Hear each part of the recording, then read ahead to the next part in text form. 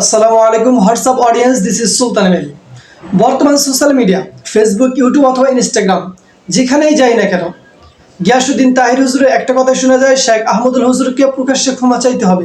শেখ আহমদুল হুজুর কোনো একজন ব্যক্তির প্রশ্নের উত্তরে বলেছেন, মোহাম্মদ সাল্লাল্লাহু আলাইহি ওয়াসাল্লাম 40 বছর বয়সে নবুয়ত প্রাপ্ত হয়েছেন। এই বিষয় নিয়ে আমি কিছু বলবো না, কারণ আমি মাওলানা মুফতি কিছুই না। তবে এই বিষয়টা নিয়ে মামলা হামলা করার কারণটা কি? আমি যতটুকু জানি, তাহির হুজুর নাকি এই বিষয় নিয়ে মামলা করার জন্য থানা পর্যন্ত গিয়েছেন। তাহির হুজুরের একটা দাবি, শেখ আহমদুল হুজুরকে প্রকাশ্যে সবার সামনে ক্ষমা চাইতে হবে। আসলে কোরআন হাদিসের জ্ঞান না থাকলে এমনটাই হয়। যে ব্যক্তি নাচ গান দিয়ে আবির্ভূত হয়েছে, সে ব্যক্তির নামের আগে মুফতি শব্দটা লাগালে একটু হাস্যকরী মনে হয়। একটা কথা আমরা খুব ভালো করে জানি, লিখতে লিখতে লেখক আর গাইতে গাইতে গায়ক।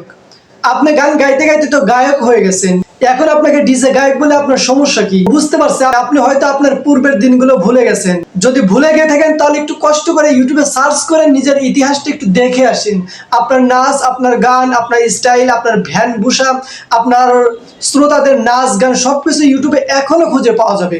হ্যাঁ, আপনি কি দিয়ে সার্চ করবেন এটা যদি আপনি ভুলে গিয়ে থাকেন, গিয়াসউদ্দিন তাহিরের ভণ্ডামি অথবা গিয়াসউদ্দিন তাহিরের নাচ, তাহলে দেখতে পারবেন আপনার চোখে নিজের গান, নিজের নাচ আপনি নিজেই দেখতে পারবেন। আমার আর নতুন করে দেখানোর প্রয়োজন হবে না।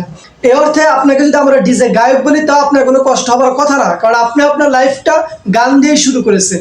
এই জাতীয় আপনার ভণ্ডামি সম্পর্কে অবগত আছে, আপনার নাচ গান ও ঢেলে দেয় এই কথাগুলো এখনো সোশ্যাল মিডিয়াতে গড়াগড়ি খাচ্ছে। আপনি একজন গায়ক, বায়ক ও বাউল হয়ে শেখ আহমদুল হুজুরকে নিয়ে এত বড় বড় কথা বলেন, এটা খুবই হাস্যকর বিষয়। আপনি একবার আপনার পূর্বের ইতিহাস দেখে আসেন, আপনি কে আর শেখ আহমদুল্লাহ হুজুরকে? মুফতি গিয়াসউদ্দিন তাহির হুজুরকে নিয়ে যে কথাগুলো বললাম, প্রিয় দর্শক, এগুলো যদি আপনাদের বিশ্বাস না হয় তাহলে দয়া করে কষ্ট করে ইউটিউবে গিয়ে গিয়াসউদ্দিন তাহিরের কর্মকাণ্ড লিখে সার্চ করেন, দেখেন রেজাল্ট কি আসে। যদি আপনি তার নাচ গান যদি না পান, তাহলে আমি কান ধরে তওবা করব, আর কখনো কোনোভাবে কোনো দিন গিয়াসউদ্দিন তাহির হুজুরকে নিয়ে এরকম বাজে মন্তব্য করব না।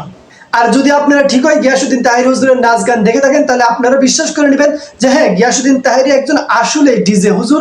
সুতরাং এই অর্থে আমরা বলতে পারি, এরকম একটা ডিজে গায়ক কেমনে শেখ আহমদুল হুজুরকে নিয়ে এত খারাপ খারাপ মন্তব্য করে।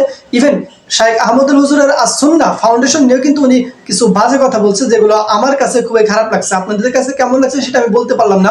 তবে শেখ আহমদুল হুজুরের আসুন্নাহ ফাউন্ডেশন নিয়ে যে সমস্ত কথা বলছে, ওগুলো আমার কাছে খুবই জঘন্যতম মনে হয়েছে। আমি যতটুকু জানি, ইসলাম একটা শান্তির ধর্ম। এই ধর্মের কোনো একটা বিষয় নিয়ে ভুল বোঝাবুঝি হলে আলেমদের নিয়ে বসে এটা সমাধান করা উত্তম।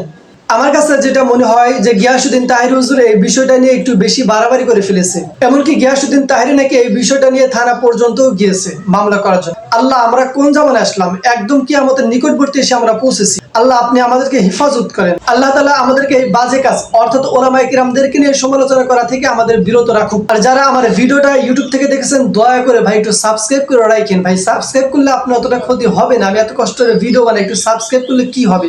আর যারা ফেসবুক পেজ থেকে দেখতেছেন, তাহলে অবশ্যই একটু ফলো করে রাখবেন, যাতে করে নতুন ভিডিওগুলো খুব সহজেই সবার আগে আপনার কাছে পৌঁছে যায়। আসসালামু আলাইকুম ওয়া রাহমাতুল্লাহ।